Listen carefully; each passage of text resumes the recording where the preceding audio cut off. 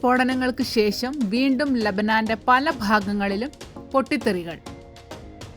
Hezbollah members ഉൾപ്പെടെ 14 പേർ. Israel പ്രധാനമന്ത്രി ബെഞ്ചമിൻ നെതന്യാഹു പറഞ്ഞത് താങ്കൾ നോർത്തേൺ ഇസ്രയേലിൽ നിന്ന് മാറ്റി താമസിപ്പിച്ചിട്ടുള്ള ആയിരക്കണക്കിന് ഇസ്രയേലികളെ സേഫായി അവരുടെ വീടുകളിൽ എത്തിക്കുമെന്നാണ്. തങ്ങളുടെ അടുത്ത ലക്ഷ്യങ്ങളിൽ ഒന്നായാണ് നെതന്യാഹു ഇത് പറഞ്ഞത്. എന്നാൽ എക്സ്പേർട്സ് വിലയിരുത്തുന്നത് ഇസ്രയേലിന് സദേൺ ലബനോനിലേക്ക് കടന്നു കയറി സദേൺ ലബനാൻ പിടിച്ചെടുക്കാൻ പ്ലാൻ ഉണ്ടാവാം എന്നാണ്. ഇസ്രയേലിലെ ഫാർ റൈറ്റ് ഗ്രൂപ്പുകൾ ആവശ്യപ്പെടുന്നത് സദേൺ ലബനോൻ ഒക്യുപ്പൈ ചെയ്യണമെന്നാണ്, പ്രത്യേകിച്ച് ബെൻഗവീർ പോലുള്ള മന്ത്രിമാർ.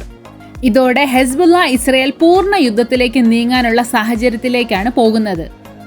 അതിനിടയിൽ അമേരിക്ക ഇസ്രായേലിനോട് പരസ്യമായും രഹസ്യമായും ഹെസ്ബുള്ളയുമായി ഒരു പൂർണ്ണ യുദ്ധത്തിലേക്ക് നീങ്ങരുതെന്ന് ആവശ്യപ്പെട്ടിരുന്നു. ഇന്നത്തെ പൊട്ടിത്തെറികൾക്ക് ശേഷം ഹെസ്ബുള്ളയും റോക്കറ്റുകൾ വടക്കൻ ഇസ്രായേലിലേക്ക് തൊടുത്തു. IDF പറഞ്ഞത് തങ്ങൾ പല റോക്കറ്റുകളും നശിപ്പിച്ചു എന്നും ബാക്കിയുള്ളവ തുറസായ സ്ഥലത്ത് പതിച്ചു എന്നുമാണ്.